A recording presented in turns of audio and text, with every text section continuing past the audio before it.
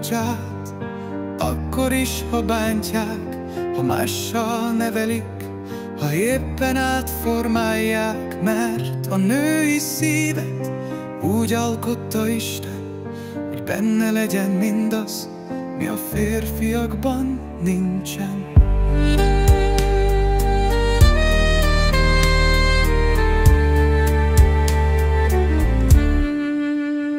A nők olyanok, mint az igaz gyöngyszemek, melyek mindenék kőnél szebben fénylenek, csak akkor váltanak át halvány szürke színre, ha kicsordul szemükből a fájdalomnak könnye. Minden nőnél egy édenkerti rózsa, a másik nem vágyának örök bódítója, mely csak akkor rontja igazán édes illatát.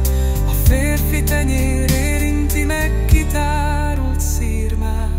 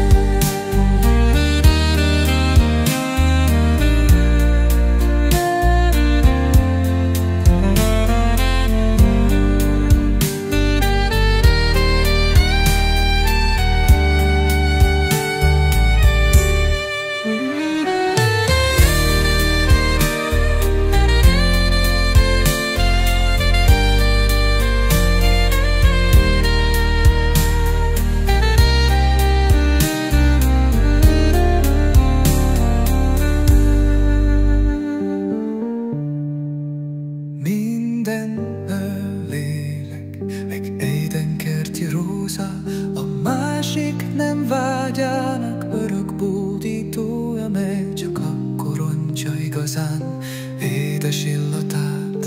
A férfi tenyér érinti meg kitárult szírmát.